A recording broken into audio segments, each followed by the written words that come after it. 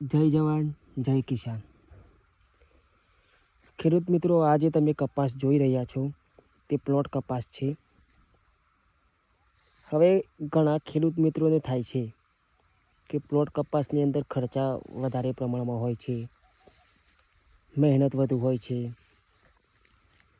તો ખેડૂત મિત્રો, જો જ્યાં મહેનત હોય ત્યાં પણ પૈસા પણ વધારે પ્રમાણમાં મળતા હોય છે। તો થોડીક મહેનત કરીને પૈસા વધારે કમાવવા હોય તો આવી નવી નવી ખેતી કરવી પડશે।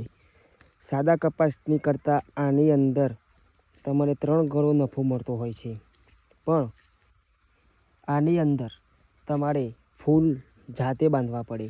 જાતે મીન્સ કે હવે આ ફૂલ છે તેને આપણે તોડાવીને મજૂર પાસે આવી રીતે નળ ટચ કરાવવાનો રહે તો જ આની કેરી બને, નકર તો આ જે ફૂલ છે તેના ઉપર કેરી બનતી નથી અને આ ઝેરી જાય।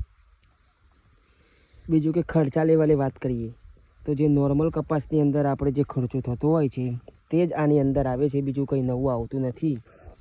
અને બીજું કે પ્લોટની અંદર તમારે ફૂલ માટે મજૂર કરવાના થતા હોય છે તો એ મજૂરનો ખર્ચો અલગથી લાગતો હોય છે। સારામાં સારો પ્લોટ તો નથી તમને કહેતો, પણ ઓછામાં ઓછો પ્લોટ 1 એકરનો આપણે 1 એકર એટલે કે 2 વીઘાનો 3-3.25 લાખ આજુબાજુ થતો હોય છે। તો હવે કપાસની ખેતી આપણે સાદી કરીએ તો સારામાં સારો કપાસ લેવા જઈએ આપણે, માની લો કે 60 મણથી 70 મણ, તો ઘઉંની ખેતી ના આવે। અને 40 મણ જેવો લેવા જઈએ તો ખેડૂત મિત્રોને પોસાતું નથી, કારણ કે ખેડામણનો ખર્ચો, નિંદામણનો ખર્ચો, દવાઓનો ખર્ચો એ પણ આની અંદર સેમ થતો હોય છે અને પેલા સાદા કપાસની અંદર પણ સેમ થતો હોય છે। બસ ખાલી આની અંદર તમારે રોજ ફૂલ બાંધવાનું થાય, એ પણ 45 દિવસથી 50 દિવસ સુધી, તો એટલી મહેનત તમારે પોગતી હોય છે, પણ એના લીધે તમારું ઉત્પાદન 3 ગણું થઈ જતું હોય છે।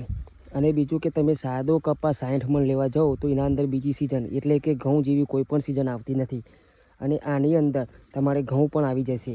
હું તમને આગળના નવા વિડીયોમાં બતાવીશ કે ઘઉં અમારે પ્લોટવાળા ખેતરમાં ઘઉં આવી ગયા હતા, એ હું તમને બતાવીશ। હવે તમે એક ડોકા ઉપર હું તમને બતાવું, કેરીઓની સંખ્યા જુઓ, કમ્પ્લીટ સિરીઝ કેવી દેખાય છે જુઓ। હું તમને આનો લાંબો વિડીયો બનાવીને મૂકીશ મારી યુટ્યુબ ચેનલ પર, તમે જોઈ લેજો। જોવા માટે અમારી ચેનલને સબસ્ક્રાઈબ કરીને રાખો। ધન્યવાદ।